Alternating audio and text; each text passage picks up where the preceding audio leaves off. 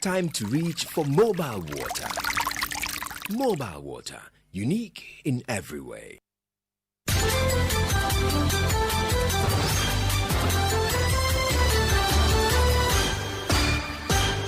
Hello, good afternoon and welcome to the Midday News. Hashtag Stop Galamsey Now.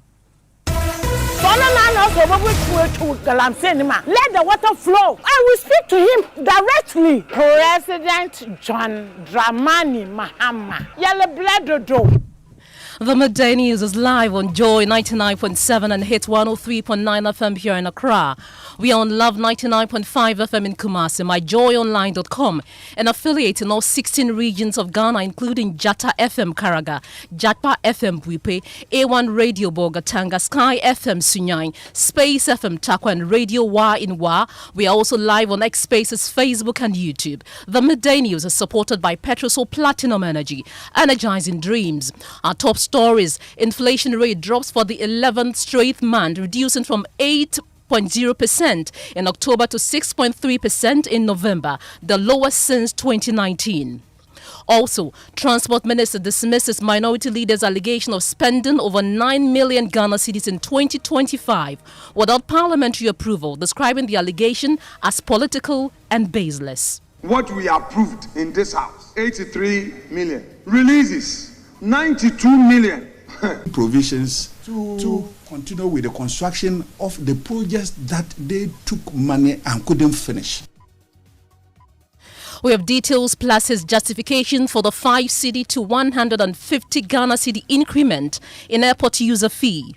The committee was recommending to the House such that in the next Fees and Charges Act, the ministry be considered to increase our airport passenger service charge. In the central region, chiefs in the Agona-Nyakum traditional area call on government to take urgent and decisive action against Galamsey, which has destroyed the Ayensu River and threatening the survival of the Konyako treatment plant.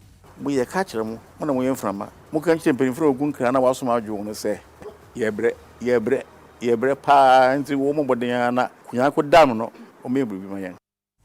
That's in our continuing series, Dear Mahama, Stop Galamsey. We are also in the Upper East region where agroecology is being promoted as climate adaptation and mitigating strategy in Ghana. We believe that if we embark on those things, we will not rely so much on external inputs for agriculture. And that is when we will be able to save a lot of money. Government must be intentional about promoting it. That's for our climate focus in sports. Ghana's brilliance at the West African Para Games continues with more medals in multiple disciplines after day 5 of the competition. Achitomaklo joins us later with the details on sports news. These and more with me, Pale Ofori. This is Joy News, independent, fearless and credible.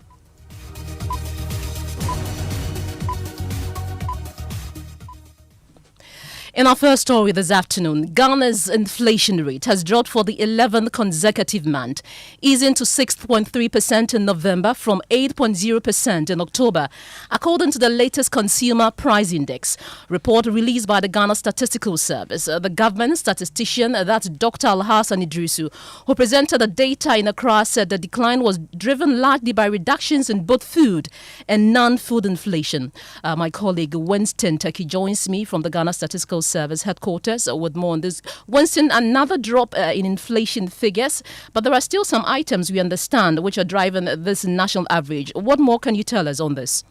Thank you. Yes, it's another significant drop in the national inflation rate, but despite the overall decline, some key items continue to exert upward pressure on the index. From the latest CPI figures released today, the main drivers of inflation are coming from specific components within both the food and non-food categories, even though the general trend is downward. On the food side, prices of some of the essential staples are still rising faster than the national average. This includes selected cereals, vegetables, and processed food items that continue to reflect supply constraints in certain parts of the country. So while overall food inflation has dropped sharply from 9.5% to 6.6%. These particular items are slowing the pace of decline. For non-food items, pocket of pressure remain in areas such as housing-related costs, utilities, and some household goods. These components did not ease as quickly as others. contributing to 6.1% non-food inflation rate recorded for the month of November. But if you look at the regional dynamics, the Northeast region, which posted the highest inflation at 12.3%, is one of the areas where some of these price pressures are more pronounced, while the Savannah region is basically recorded an inflation of negative 0.02%, reflecting a completely different movement, especially when it comes to price. So overall, these prices are happening despite the broad decline to 6.3% recorded for the month of November 2024. 2025, basically, yeah. Okay, Winston, thank you so much for that update. And he was reporting from the headquarters of the Ghana Statistical Service. In studio with me is Isaac Kofiaje. Isaac, let's stay on this issue. And we also know that there are everyday items with inflation rate above 30%. What more can you tell us on this? This Christmas, if you are hoping to buy a live poultry, know that you should expect last year's price to go up by some 22.6% because inflation for live poultry is now around 22.6%, even though the national average of inflation is around 6.3%. Yes. If you look at a product like an everyday product like ginger, its inflation is now 94%. Plantain is 58.8%. Charcoal, we'll be cooking with charcoal during this Christmas. Some will be using LPG, but charcoal's inflation is 59.9%. Crab, those of us who love crab and are hoping to enjoy this Christmas, 34.7%.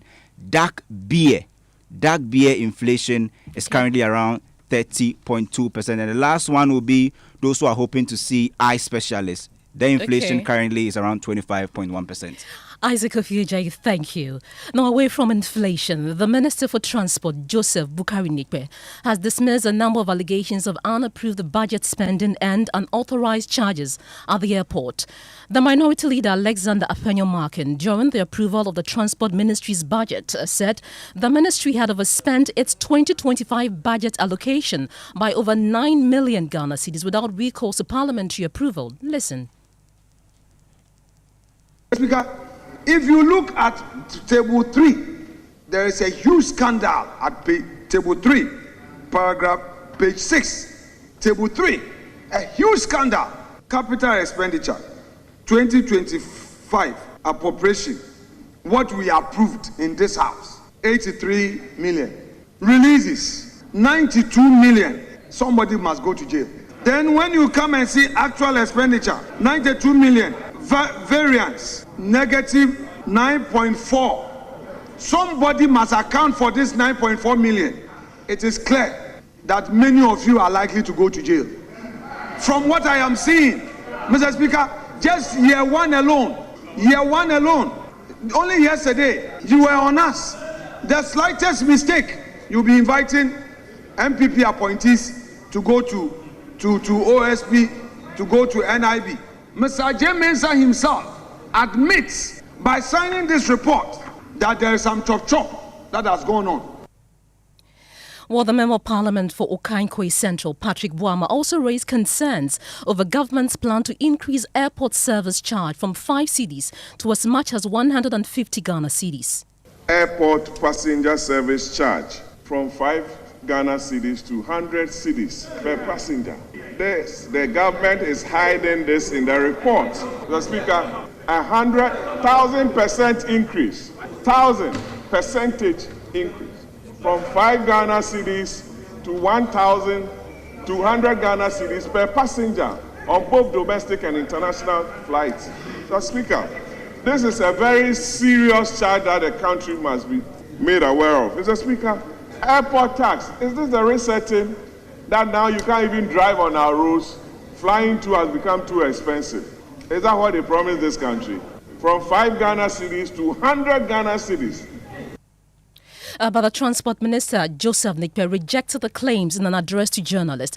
First, listen to his response to the Minority Leader's claim on the budget overrun. We didn't overspend our internally generated funds.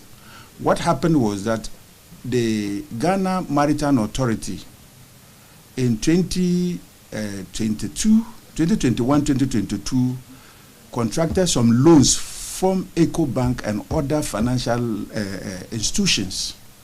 But it wasn't catered for. The repayment wasn't catered for in the budget.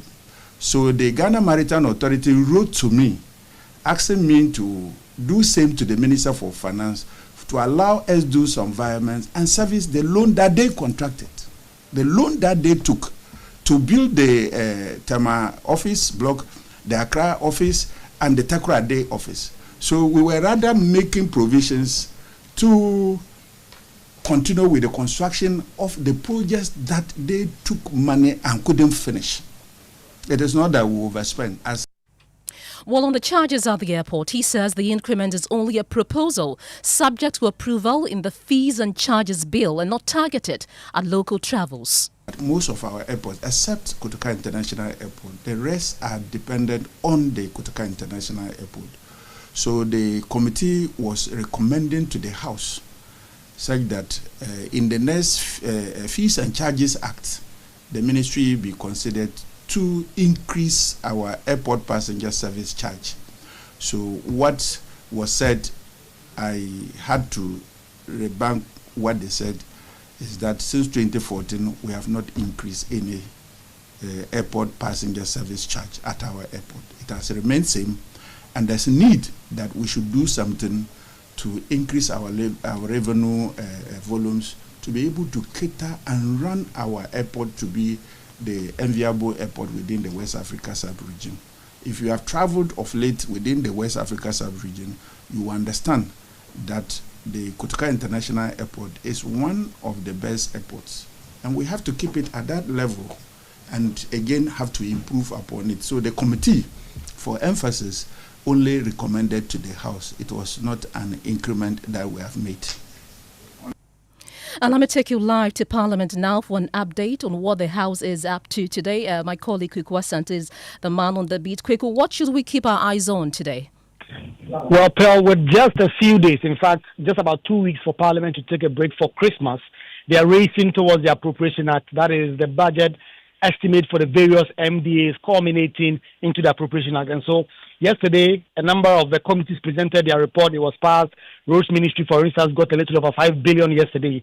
A number of the ministries we expect today will present their report. Constitutional and Legal Affairs Committee, for the Attorney General.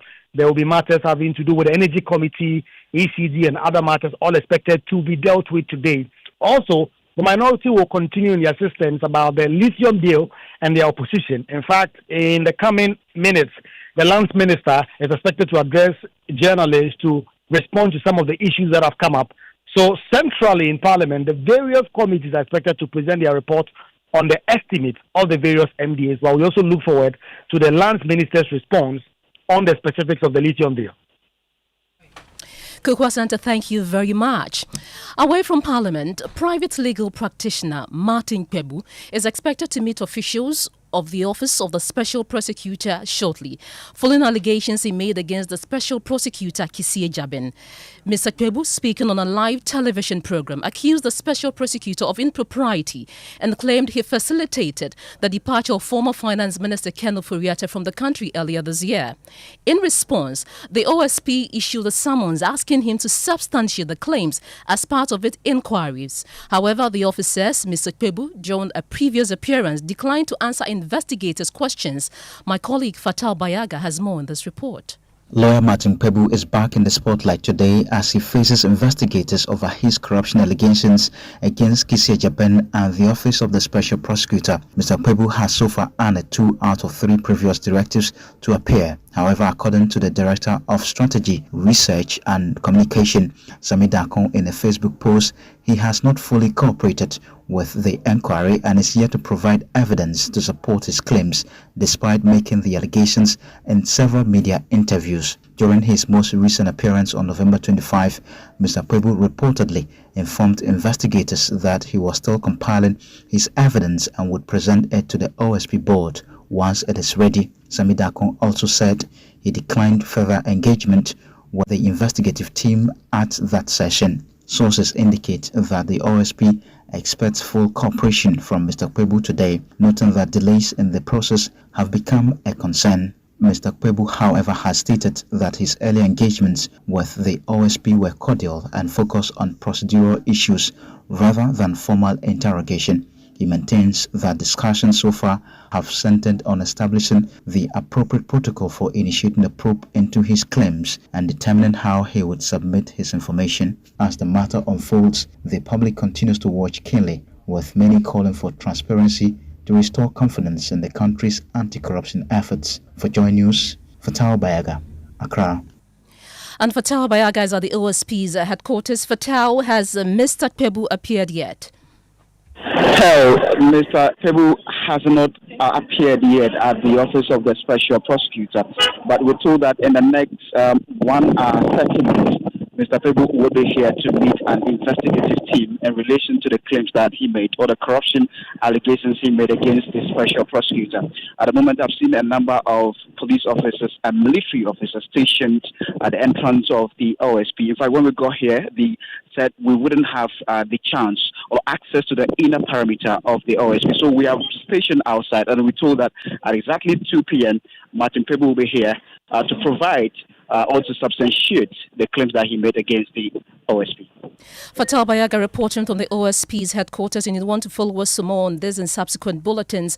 Away from that, President Mahama is set to inspect some ongoing road projects later today.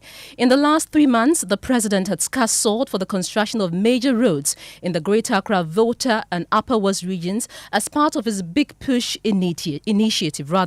He has expressed optimism that Ghana will, in the next 2 years, have the best roads in West Africa as a result of the Big Push initiative. Our presidential affairs correspondent Maxwell Agbaba joins me with more. Maxwell, has the president started inspecting these road projects? So, Pel, the inspection is expected to begin later this afternoon. Although the full itinerary has not yet been released, it is anticipated or is expected that President Mahama will visit the Ufankor and some road projects, which has since been reassigned as part of the Big Push initiative. We know the 33.4 kilometer stretch is a critical transport corridor, serving large volumes of commuters, goods and services. Now, during a previous inspection in September, the president urged the contractor, Maripoma, to use quality materials and minimize inconvenience to road users. In fact, the president has repeatedly emphasized the importance of good roads, stating that road infrastructure was one of the major concerns raised during his campaign. Now, under the Big Push initiative, all associated road projects are expected to be completed within 2 years. In September, the president announced that a monitoring mechanism will be established at the presidency to track and supervise all ongoing works to ensure safety, to ensure effective oversight, I should say. Okay, Max, so we can now listen to the president. Big Push projects have been allocated in such a way that no contractor will take 24 months to complete, because we haven't given any contractor too long a stretch that will take him too much time. We've broken it up into pieces so that every contractor can work quickly and then they join their portions together. So let me apologize to Ghanaians. From the launch of this Big Push here, the whole of Ghana is going to become a construction site. So bear with the contractors, but know that we are suffering to gain, and we're going to keep monitoring the progress of all the projects. So they will visit the projects regularly from time to time at every stage to see the status of the project. They will take pictures, they will take videos, and so I'll be sitting in my office and I can see what First Sky is doing on the whole Aflao Road. Let's take you now to the central region, and chiefs of the Agona Nyakrum traditional area are calling on the government to take urgent action against illegal mining in the eastern region. Though the community previously resisted Galamsey on its own lands, renewed activity upstream has now polluted the Ayensu River, the main source for the Kwenyako water treatment plant serving Agona Nyakrum and surrounding communities. The contamination is affecting more than 10 districts in the central region, leaving thousands without access to clean water. Aimano Jivenu has more in today's episode of Dear Mahama, Stop Galamsey. Wanga was one do be we as says can kutu no be na holding kutu no be no. Ama yenga yeso nchani yeso yebre. The chiefs in the Agona Nyakrum traditional area are in a council meeting. Nana Ampem Daku the fifth is chief of Kwenyako. If Galamsey yankasa yempenifo Ghana ebin bunim hobi. Years ago, They fought and stopped illegal miners who attempted to dig close to the Ayensu River within their lands. They resisted and protected the river. They won the battle, but the war has returned. For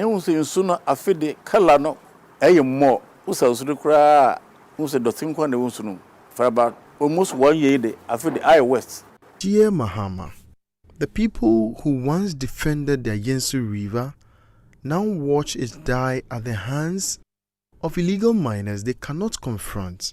We are catching them when from. Mukan champion for Gunkana was my journal say, Yebre, pa, and the woman, but Diana, Kuyako Damno, or maybe my young. You're listening to the Midday News. Still to come, Ghanaians push back against new multi-year utility tariffs increment, saying the current prices are already unbearable.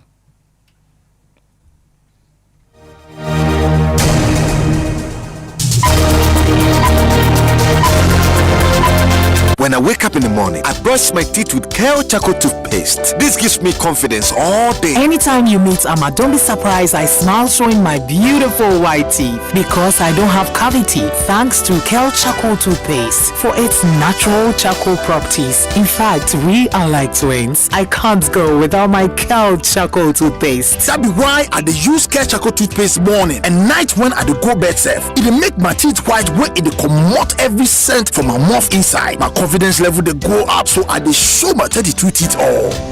Introducing the Kale Charcoal toothpaste, formulated with activated bamboo charcoal powder, ensures whiter teeth and removes bad breath. The strong natural property of the activated bamboo charcoal removes bacteria, absorbs surface stains on our teeth caused by coffee, wines, and tobacco. Welcome, Kale Charcoal toothpaste. Kale Charcoal toothpaste, Sankofa Yenchi. Kale, happy smile. This advert is FDA approved.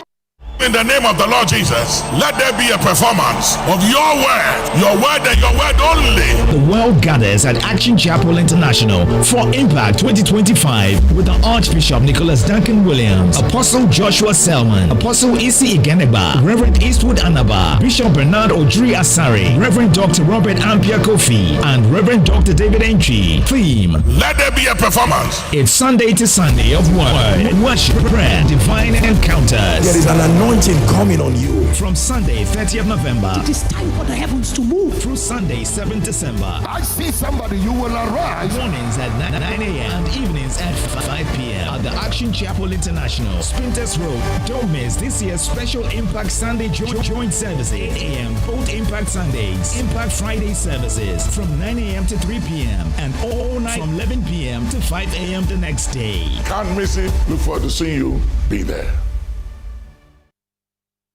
Dear Santa, I don't want a lot this holiday.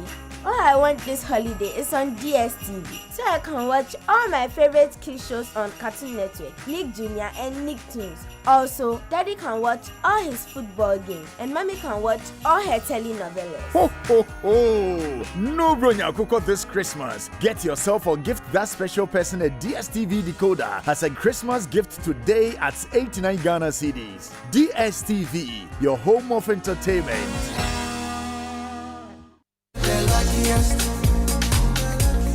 Lucky's everywhere for everyone. Yeah. This year is going to be sweet. I don't just feel it, I know it, because the Luckiest Season 3 is back. And I'm about to show you how to grab your golden ticket. Just dial *712# and follow the prompts to purchase your ticket. Or go to theluckiestafrica.com, hit community tickets, and pick your lucky number. Or let the system do its magic. Choose how much you want to spend from 1 to 5,000 Ghana cedis. You can even buy a ticket for someone else. Be someone's hero. Payment? Easy. Mobile money in Ghana or card if you're international. One ticket can turn 1 CD into 500 times more. That's maths we love. Or your community go win 10 times more. So let's get lucky together because luck is everywhere. Joy 99.7 FM.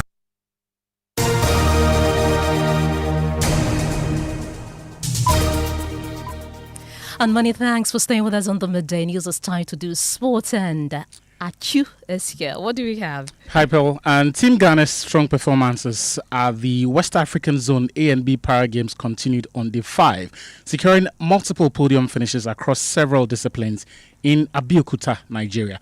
Here's the report from my colleague Haruna Mubarak. Ghana's sitting volleyball team made history by winning bronze in their first ever international competition. The team, coached by Seydou Ajanako, recovered from an earlier loss to Nigeria to secure the medal. In para-table tennis, Abdul Aziz Abe and Isaac Ampofo added another bronze in the doubles event. Parachuting also brought good news as Emmanuel Amobire won gold in the rifle category. Ghana impressed in wheelchair basketball by claiming silver medals in both the women's division and the mixed category. Wheelchair tennis was one of Ghana's strongest events on the day, producing 6 medals. Para-athletics added 5 more medals, with Adai Hayford winning silver to secure his second medal of the games, while veteran athlete Botio Nkejbe also won silver. In total on day 5, Ghana won 16 medals, bringing the nation's confirmed medal count of the Games to 32 in all. That was Haruna Mubarak's report from Abeokuta, Nigeria. And thank you very much, Achu. Now, as part of efforts to promote agroecology as a climate adaptation and mitigation strategy in Ghana, the Center for Indigenous Knowledge and Organizational Development has engaged district assembly officials in the Upper East region on the benefits of sustainable farming practices. The meeting, dubbed the Agroecology Caravan Tour, brought together coordinating directors, budget and finance officers, and environmental officers, and included a field visit to a farm where participants experience agroecology in practice. Correspondent Albert Sori reports for our Climate Focus series. The Ghana Agroecology Movement includes the Center for Indigenous Knowledge and Organizational Development, SICOD, the Peasant Farmers Association of Ghana, PFAG, and other farmer groups nationwide. The movement has been pushing for the adoption and investment into agroecology, a farming method based on applying the interactions between plants, animals, humans, and the environment within agricultural systems. SICOD recently brought together district assembly officials from 3 districts of the Upper East region to discuss the benefits of agroecology. Deputy Executive Director for SICOD, Wilberforce Lati, emphasized the need for a shift from chemical-based farming to agroecology. Agroecology hinges on our indigenous practices. The issue about recycling, synergy between crops and animals and all that, biodiversity, these are all elements or principles of agroecology. And we believe that if we embark on those things, we will not rely so much on external inputs for agriculture, and that is when we will be able to save a lot of money. Government must be intentional about promoting it. Now, Ghanaians are pushing back against the newly announced multi-utility tariff increments, arguing that the current cost of electricity and water is already unbearable. Many fear the latest adjustment will place additional pressure on households. This follows the new multi-tariff adjustment announced by the PRC, with electricity and water tariffs expected to rise by 9.36% and 15.92% respectively next year. The Commission says quarterly tariff reviews will continue to reflect key variables such as fuel prices and the generation mix. And for the first time, tariffs for mini-grids, 7 island and remote communities have been incorporated into the national system. We'll be hearing shortly from Ghanaians, but first, listen to this news desk report. The Public Utilities Regulatory Commission says the bills take effect from January 1, 2026, following its new multi-year tariff review of 2026 to 2030. Electricity tariffs are going up by 9.86%, while water tariffs will rise by 15.92%. According to the Commission, the adjustments are driven mainly by the rising cost of generating and supplying power and water. Key factors include a heavy reliance on thermal generation, which now makes up nearly 79% of the energy mix, and a higher average cost of natural gas. The PURC also cites inflation, the cedi to dollar exchange rate, and the investment requirements of utility companies over the next 5 years. For water, the regulator points to production costs and efforts to reduce non-revenue water. Quarterly tariff reviews will continue to reflect changes. But what are Ghanaians saying? We spoke to a few of them who are in disagreement with this adjustment. No question say so say the etonu krampo enche na I so stand koto fro. E people do for your first. Second na sa. Sika ni ko na we are going down.